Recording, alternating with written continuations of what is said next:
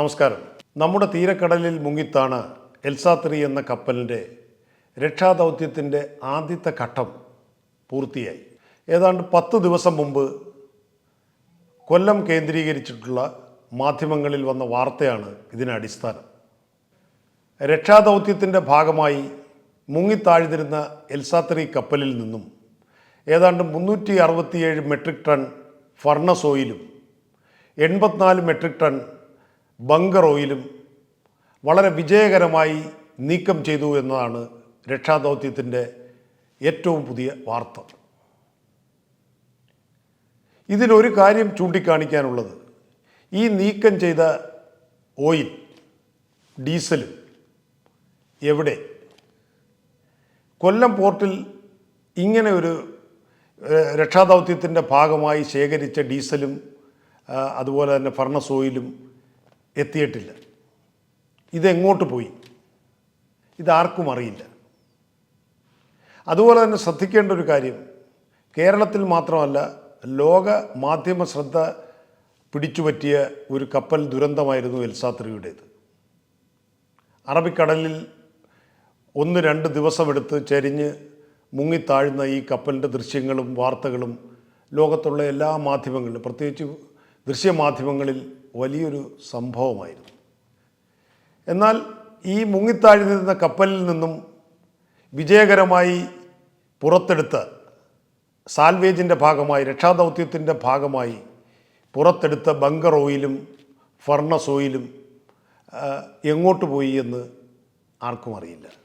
എൽസ-3 കപ്പലിൽ നിന്നും ഈ ക്രൂഡ് ഓയിലും ഈ ഫർണസ് ഓയിലും നീക്കം ചെയ്ത വാർത്ത കേരളത്തിലെ പ്രമുഖമായ മാധ്യമങ്ങളിൽ, അതായത് കൊല്ലം എഡിഷനിൽ, മനോരമയിലും മാതൃഭൂമിയിലും ദേശാഭിമാനിയിലുമാണ് ഈ ഓയിൽ നീക്കം ചെയ്ത വാർത്ത വന്നിട്ടുള്ളത്. എന്നാൽ കേരളത്തിലെയോ കേരളത്തിൻ്റെ പുറത്തോ ഉള്ള ഒരു വിഷ്വൽ മീഡിയയിലും ഒരു ചാനലുകളിലും ഈ വാർത്ത വന്നില്ല.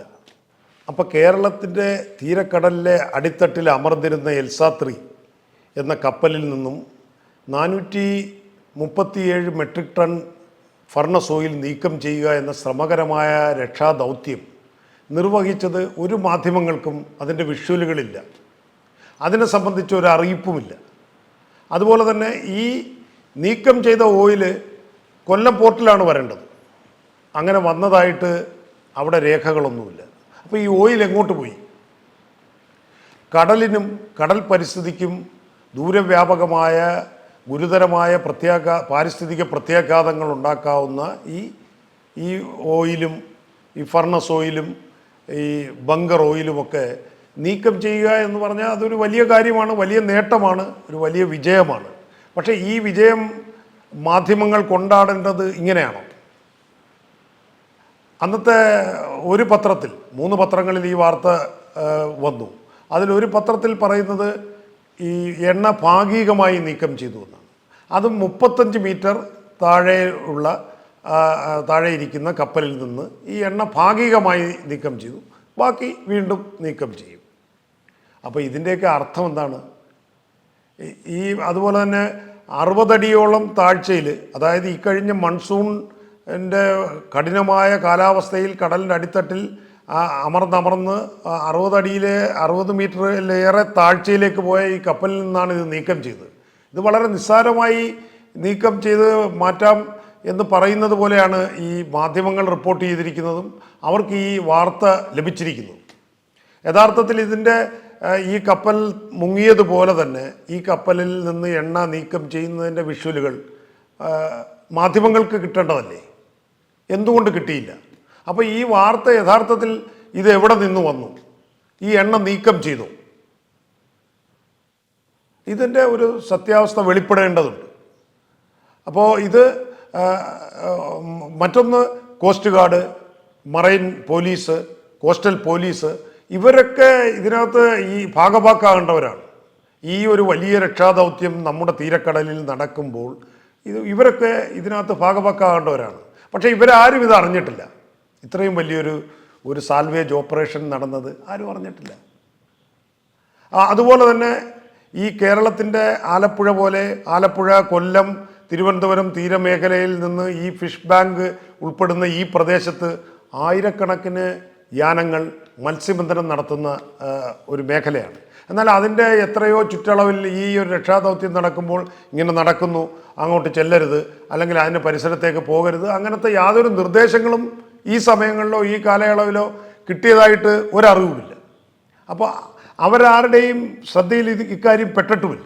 ഈ മത്സ്യത്തൊഴിലാളികളോ അല്ലെങ്കിൽ ഈ ഫിഷിംഗ് ബോട്ടുകളോ ട്രോളിംഗ് ബോട്ടുകളോ ഒന്നും ഇങ്ങനൊരു കാഴ്ചയോ ഇങ്ങനൊരു വലിയൊരു രക്ഷാദൗത്യം നടന്നതായിട്ടോ ഒരറിവുമില്ല.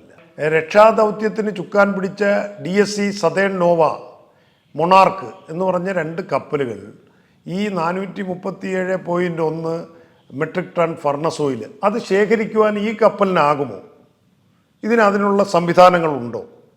അതുപോലെ തന്നെ 84 മെട്രിക് ടൺ ബങ്കർ ഓയിൽ, ഇത് രണ്ടും ഈ ശേഖരിച്ച് കൊണ്ടുവരാനുള്ള സംവിധാനം ഈ കപ്പലുകൾക്കുണ്ടോ? അല്ല അതിനുവേണ്ടി പ്രത്യേക ഓയിൽ ടാങ്കറുകൾ വന്നോ?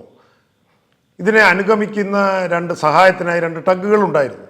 അത് വാസ്തവമാണ്. 100ഓളം തൊഴിലാളികളുണ്ടായിരുന്നു. ഇതൊക്കെ വാസ്തവമാണ്. പക്ഷേ ഈ എടുത്ത ക്രൂഡ് ഓയിൽ എവിടെ? പുറത്തെടുത്ത് കൊണ്ടുവന്ന ക്രൂഡ് ഓയിൽ എങ്ങോട്ട് മാറ്റി? 11 ദിവസത്തിന് ശേഷം ഇന്ന് കേരളത്തിലെ പ്രമുഖമായ ഒരു വാർത്താ ചാനൽ ഒരു വാർത്ത പുറത്തുവിട്ടു. ഷിപ്പിംഗ് മന്ത്രാലയത്തിൻ്റെ ഡയറക്ടറുടേതായിട്ടുള്ളതാണ് ആ വാർത്ത. എൽസ 3 കപ്പലിൽ നിന്നും ഈ ക്രൂഡ് ഓയിലും ബങ്കർ ഓയിലുമൊക്കെ നീക്കം ചെയ്തു. അതിന് ആകാശത്ത് ഡോണിയർ വിമാനങ്ങൾ പറക്കുന്ന ചില ദൃശ്യങ്ങളും അതുപോലെ തന്നെ ഒരു ഉപഗ്രഹ ചിത്രങ്ങളുമൊക്കെ അതിന് ഉപോത്ബലകമായി ആ വാർത്തയോടൊപ്പം ചാനൽ പ്രദർശിപ്പിക്കുകയും ചെയ്തു. പക്ഷേ ഇതിനകത്തുനിന്ന് ഹോട്ട് ടാപ്പിംഗ് എന്നുള്ള സമ്പ്രദായത്തിലൂടെ ഈ ഓയിൽ നീക്കം ചെയ്യുന്ന വിഷ്വലോ അങ്ങനെയുള്ള കാര്യങ്ങളൊന്നുമില്ല. ഷിപ്പിംഗ് മന്ത്രാലയത്തിൻ്റെ ഉന്നത ഉദ്യോഗസ്ഥൻ കൊച്ചിയിലെത്തിയപ്പോൾ ഇതിനെ സംബന്ധിച്ച് ചോദിച്ചപ്പോൾ പറഞ്ഞതാണ് എന്നാണ് അറിയാൻ കഴിഞ്ഞത്. അപ്പോൾ യഥാർത്ഥത്തിൽ സംഭവിച്ചത് എന്താണ്? ഇതൊരു പുകമറയ്ക്കുള്ളിൽ നിൽക്കുകയാണ്. കാരണം ഇത് ഇവിടെ ചോദിക്കാനും പറയാനും ആരുമില്ല.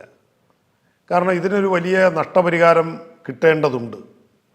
അത് കേരളത്തിനും കേരളത്തിൻ്റെ തീരപ്രദേശത്തിനും കേരള തീരക്കടലിനും ഉണ്ടാകുന്ന പാരിസ്ഥിതിക ദോഷങ്ങളെ മറികടക്കാൻ അല്ലെങ്കിൽ അതിനെ നേരിടുവാൻ വേണ്ടി ഒരു നഷ്ടപരിഹാരം ഈ കപ്പൽ കമ്പനിയിൽ നിന്ന് ലഭിക്കേണ്ടതുണ്ട്. അപ്പോൾ ഇതിനു മുൻപ് എൽസ 3യിൽ നിന്നും വീണ്ടെടുക്കപ്പെട്ട കണ്ടെയ്നറുകൾ കൊല്ലം പോർട്ടിൽ കൂട്ടിയിട്ടിട്ടുണ്ട്. അത് രേഖപ്പെടുത്തിയിട്ടുണ്ട്. അപ്പോൾ സ്വാഭാവികമായിട്ടും ഒരു തുറമുഖത്തേക്ക് ഒരു എന്ത് തന്നെ ആയാലും കൊണ്ടുവന്നാൽ അത് രേഖപ്പെടുത്തണം. അതിന് ചില നടപടിക്രമങ്ങളും ചിട്ടയും ഒക്കെ ഉണ്ട്. അപ്പോൾ അതൊന്നും ഈ കാര്യത്തിൽ നടന്നതായിട്ട് ആരും പറയുന്നില്ല. പിന്നെ ഇവർ പുറത്തുവിട്ടിരിക്കുന്ന മറ്റൊരു വാർത്ത, കൊല്ലം തുറമുഖം ഇതോടെ ഒരു വല്ലാത്ത നിലയിലേക്ക് ഉയരുകയാണ്. കൊല്ലം തുറമുഖത്ത് എമിഗ്രേഷൻ സംവിധാനം വളരെ നാളായി ശ്രമിച്ചുകൊണ്ടിരുന്ന എമിഗ്രേഷൻ സംവിധാനം ഇപ്പോൾ ഈ രക്ഷാദൗത്യത്തിന് വന്ന വിദേശികളെ അടക്കമുള്ള തൊഴിലാളികളെ എവിടെ ഇറക്കുകയും കടലിലേക്ക് പോകാൻ അനുവാദം കൊടുക്കുകയൊക്കെ ചെയ്തത് വഴി ആ എമിഗ്രേഷൻ സംവിധാനം ഫലവത്തായി. ഒരു വിശദീകരണമാണ്. ഒരു കപ്പൽ മുങ്ങി, ആ കപ്പൽ മുങ്ങിയത് വഴി ഒരു തുറമുഖം അതിൻ്റെ എല്ലാ സംവിധാനങ്ങളും ഉണർന്ന് അത് വിജയത്തിലേക്ക് പോകുന്നു എന്നുള്ള ഒരു വാർത്താക്കുറിപ്പാണ്. അപ്പോൾ ഈ എമിഗ്രേഷൻ സംവിധാനം കറക്റ്റായി. അപ്പോൾ ഈ രക്ഷാദൗത്യത്തിൽ കൊണ്ടുവന്ന ബങ്കർ ഓയിൽ ഇവിടെ രേഖപ്പെടുത്തിയിട്ടുണ്ടോ എന്ന് ഈ എമിഗ്രേഷൻ സംവിധാനത്തിൽ നിന്ന് നമുക്ക് അന്വേഷിച്ചാൽ അറിയാം. പക്ഷേ അങ്ങനെ ഒന്നും കൊണ്ടുവന്നതായിട്ട് അറിയില്ല. ഇതെങ്ങോട്ട് പോയി എന്നാർക്കും അറിയില്ല. അപ്പോൾ അതുപോലെ തന്നെ മറ്റൊന്ന്, ഇനിയിപ്പോൾ ഈ ക്രൂസ് ചേഞ്ചിനായി കപ്പലുകൾ വന്നാൽ കൊല്ലം തുറമുഖത്ത് സംവിധാനങ്ങൾ ഉണ്ടാകും. അതുപോലെ തന്നെ ഈ രക്ഷാദൗത്യത്തിന് വന്ന കപ്പലുകളുടെ വാടക ഇനത്തിൽ 60 ലക്ഷം രൂപ സർക്കാരിന് കിട്ടുകയും ചെയ്തു. അപ്പോൾ ഇതൊക്കെ ഒരു ഭയങ്കര നേട്ടമായും ഒരു വിജയമായും ചൂണ്ടിക്കാണിക്കപ്പെടുന്ന ഈ വാർത്ത അതിൻ്റെ പിന്നിലുള്ള വസ്തുത എന്താണെന്നും അതിൻ്റെ അടിസ്ഥാനം എന്താണെന്നും അതിനിവരെ പ്രേരിപ്പിക്കുന്ന ഘടകം എന്താണെന്നും അതിൻ്റെ പിന്നിൽ ആരാണെന്നും മനസ്സിലാകുന്നില്ല. യഥാർത്ഥത്തിൽ ഈ വാർത്ത ഇങ്ങനെയാണോ കൊണ്ടാടേണ്ടത്? 60 മീറ്റർ ആഴത്തിലിരിക്കുന്ന ഒരു കപ്പലിൽ നിന്ന് ഓയിൽ നീക്കം ചെയ്യുമ്പോൾ അതിന് വാർത്താ ചാനൽ വിഷ്വൽ മീഡിയയിലുള്ള ചാനലുകളെ ഏകോപിപ്പിച്ചാൽ അവർക്ക് അവിടെ വന്ന് അതിൻ്റെ വിഷ്വലുകൾ എടുക്കാം. 1-2 ദിവസം കൊണ്ടോ അല്ലെങ്കിൽ 3 ദിവസം കൊണ്ടോ നടത്തിയ ഒരു ദൗത്യമാണെന്നാണ് പറയുന്നത്. അതുപോലെ തന്നെ വളരെ അത്ഭുതകരമായൊരു കാര്യം, ഈ ദൗത്യം പൂർത്തിയാക്കി എന്നുള്ള വാർത്ത വന്നതിൻ്റെ തൊട്ടടുത്ത ദിവസം ഈ രക്ഷാദൗത്യത്തിൻ്റെ കപ്പലുകൾ അവരുടെ പാക്കേജ് അവരുടെ 60 ദിവസവും 2 മാസത്തെ അവരുടെ ഈ ദൗത്യം പൂർത്തിയാക്കി അവർ മടങ്ങുകയും ചെയ്തു. അപ്പോൾ ഇത് ദൗത്യം പൂർത്തിയാക്കുന്നതിന് മുമ്പുള്ള ഒരു കടൽ നാടകമാണോ എന്ന് സംശയിക്കേണ്ടിയിരിക്കുന്നു. ഇത് ഇത്തരം ഒരു വാർത്തയും ഇത്തരം ഒരു സംഗതികളും അടിച്ചേൽപ്പിക്കപ്പെട്ടാൽ ഇതൊരു വിശ്വസനീയമായ ഒരു കാര്യമാണ്. ഇത് ആണെങ്കിൽ പിന്നെ നമുക്ക് ഈ അടിത്തട്ടിലിരിക്കുന്ന കപ്പലിൽ നമുക്കൊരു ദോഷവും ചെയ്യത്തില്ല. കാരണം ഈ എണ്ണ നീക്കം ചെയ്തു. ഇനി മാരകമായ കെമിക്കലുകൾ അടങ്ങിയ കണ്ടെയ്നറുകൾ ഇരിപ്പുണ്ട്. ആ കണ്ടെയ്നറുകൾ അടച്ചു വച്ചിരിക്കുകയാണെന്നാണ് പറയുന്നത്. അപ്പോൾ ആ കണ്ടെയ്നറുകൾ നീക്കുന്നത് രണ്ടാമത്തെ ഒരു ഘട്ടം. ഇനി രണ്ടാം ഘട്ടമുണ്ട്. അതിനോടൊപ്പം തന്നെ കപ്പലും നീക്കം ചെയ്യുമെന്നാണ് ഇന്ന് ഡയറക്ടർ ജനറൽ ഓഫ് ഷിപ്പിംഗ് കൊച്ചിയിൽ പറഞ്ഞത്. പക്ഷേ യഥാർത്ഥത്തിൽ സംഭവിച്ചത് എന്താണ്? ഈ ഓയിൽ എങ്ങോട്ട് പോയി? ഈ രക്ഷാദൗത്യം എങ്ങനെ നടന്നു? ഇതിനുള്ള രേഖകൾ എവിടെ? ഇതിനൊന്നും ഉത്തരവില്ല. സാധാരണ തുറമുഖങ്ങളുടെ വികസനവും തുറമുഖങ്ങളുടെ വരുമാനവും തുറമുഖത്ത് കപ്പൽ വരുന്നതും ഒക്കെ വലിയ വാർത്തയായി ആഘോഷിക്കുന്ന നമ്മൾ ഈ ഒരു കാര്യം നമ്മൾ ഇങ്ങനെയാണോ ആഘോഷിക്കേണ്ടത്? ഇങ്ങനെയാണോ ഇത് വാർത്തയാക്കേണ്ടത്? എന്താണ് ഇതിൻ്റെ നിജസ്ഥിതി? മുങ്ങിത്താഴ്ന്ന കപ്പലിൽ നിന്ന് എണ്ണ നീക്കം ചെയ്ത ഒരു വിജയകരമായ രക്ഷാദൗത്യം ഒരു ഫലമല്ല, 2 ഫലം ആണ് ഉണ്ടാക്കിയിരിക്കുന്നതെന്നാണ് മാരിടൈം ബോർഡിൻ്റെ നിഗമനം. അങ്ങനെയാണ് വാർത്താക്കുറിപ്പ്. അതായത് ഒന്ന്, ഈ രക്ഷാദൗത്യത്തിന് പങ്കെടുത്ത കപ്പലുകൾ വന്ന് ഇവിടെ തങ്ങിയതുകൊണ്ട് 60-70 ലക്ഷം രൂപ സർക്കാരിന് വരുമാനമുണ്ടായി. അതിലെ തൊഴിലാളികൾ വിദേശത്തു നിന്നും സ്വദേശത്തു നിന്നുമുള്ളവരുടെ എമിഗ്രേഷൻ ക്ലിയറൻസ് വന്നതോടുകൂടി അവിടെ എമിഗ്രേഷൻ സംവിധാനം ഫലവത്തായി. അതിനി തുടർന്ന് പ്രവർത്തിക്കാം. ഇനി തുടർന്ന് കപ്പലുകൾക്ക് വരാം. മറ്റൊന്ന്, ഇനി തുടർന്ന് അങ്ങോട്ട് കൊല്ലം തുറമുഖത്തിന് ഒരു വ്യാവസായിക അടിസ്ഥാനത്തിൽ കപ്പലുകൾ അടുക്കുകയും പോവുകയും ഒക്കെ ചെയ്യുന്ന ഒരു സംവിധാനത്തിലേക്ക് വരാൻ ഈ സംഭവം, ഈ രക്ഷാദൗത്യം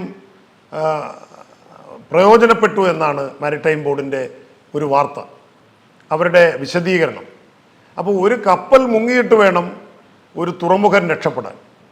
കൊല്ലം തുറമുഖത്തിന്, അതായത് 1ാം പിണറായി സർക്കാരിൻ്റെ കാലത്ത് കൊല്ലം തുറമുഖം വിപുലീകരിക്കുകയും മാരിടൈം ബോർഡിൻ്റെ നേതൃത്വത്തിൽ തന്നെ തീരദേശ കപ്പൽ സർവീസുകൾ ആരംഭിക്കുന്നതിനുള്ള നടപടികൾ പൂർത്തിയാക്കുകയും തുറമുഖത്തെ സംബന്ധിച്ച് ഇൻ്റർനാഷണൽ കോഡും അതിനുവേണ്ട സുരക്ഷിത മാനദണ്ഡങ്ങളെല്ലാം പാലിച്ചുകൊണ്ട് ആ തുറമുഖം സജ്ജമാക്കി കപ്പലുകളെ വരവേൽക്കാൻ കാത്തിരിക്കുകയായിരുന്നു. മേഴ്സിക്കുട്ടിയമ്മ മിനിസ്റ്ററായിരുന്ന കാലത്തും അതുപോലെ തന്നെ മുകേഷ് MLA ആയിരുന്ന കാലത്തും അവർ ഈ കപ്പൽ കൊണ്ടുവരാൻ നടത്തിയ ശക്തമായ ശ്രമങ്ങൾ ഫലവത്തായി നിൽക്കുന്ന, പക്ഷേ എന്തുകൊണ്ടോ അത് സംഭവിച്ചില്ല. പക്ഷെ ഇപ്പോൾ മാരിടൈം ബോർഡ് പറയുന്നത് ഇതൊന്നുമല്ല, ഈ കപ്പൽ മുങ്ങുകയും അതിൻ്റെ രക്ഷാദൗത്യം വിജയകരമായി പൂർത്തിയാക്കുകയും ചെയ്തതോടെ അത് കൊല്ലം തുറമുഖത്തിൻ്റെ വ്യാവസായികമായ വളർച്ചയ്ക്കും ഉയർച്ചയ്ക്കും ഇത് ഹേതുവായി എന്നാണ്. അപ്പോൾ 2 കാര്യങ്ങളുണ്ട്. കേന്ദ്ര പരിസ്ഥിതി വകുപ്പിൻ്റെ അന്വേഷണത്തിൽ നമ്മുടെ തീരക്കടലിൽ ആലപ്പുഴയിൽ നിന്നും, അതായത് കൊച്ചിയിൽ നിന്നും കന്യാകുമാരി വരെയുള്ള കടൽ വെള്ളം വിവിധ സ്ഥലങ്ങളിൽ പരിശോധിച്ചതിൻ്റെ അടിസ്ഥാനത്തിൽ കടലിലുണ്ടായിട്ടുള്ള മാലിന്യത്തെക്കുറിച്ച് വളരെ വ്യക്തമായ പഠനങ്ങൾ നടന്നു കഴിഞ്ഞു.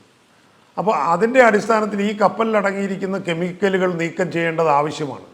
പക്ഷേ അത് കണ്ണിൽ പൊടിയിട്ടുകൊണ്ട് ആകരുത്. ഇത് നീക്കം ചെയ്യണം. ഇത് നീക്കം ചെയ്യേണ്ടത് കേരളത്തിൻ്റെ തീരക്കടലിലെ മത്സ്യബന്ധനത്തിനും മത്സ്യത്തിൻ്റെ പ്രജനനത്തിനും അതുപോലെ തന്നെ പാരിസ്ഥിതിക വിഷയത്തെയൊക്കെ ബന്ധപ്പെട്ട് കിടക്കുന്ന ദൂരവ്യാപകമായ ഒരു പ്രത്യാഘാതങ്ങളുള്ള ഒരു വിഷയമാണ്. അപ്പോൾ അത് വളരെ സൂക്ഷ്മതയോടുകൂടി കൈകാര്യം ചെയ്ത് അതിനെ നമ്മുടെ കടലിനെയും നമ്മുടെ തീരത്തെയും സംരക്ഷിക്കേണ്ടത് ഒരു അത്യാവശ്യമായ കാര്യമാണ്. പക്ഷേ അത് ഇങ്ങനെ കപ്പൽ കമ്പനിക്ക് എന്തെങ്കിലും പറഞ്ഞ് രക്ഷപ്പെട്ടു പോകാനുള്ളൊരു അവസരം ഉണ്ടാക്കി കൊടുക്കാൻ ആരും തയ്യാറാകരുത്. ഇതിൽ കഴുകൻ കണ്ണുകൾ പോലെ ഇതിൻ്റെ മുകളിലേക്ക് നോക്കിയിരിക്കുന്ന മത്സ്യത്തൊഴിലാളികളും ഈ കടലിനെ സംരക്ഷിക്കേണ്ടവരും ഇതെല്ലാം ഉറ്റുനോക്കിക്കൊണ്ടിരിക്കുന്നവരുണ്ട് എന്ന് ഇവർ മനസ്സിലാക്കണം.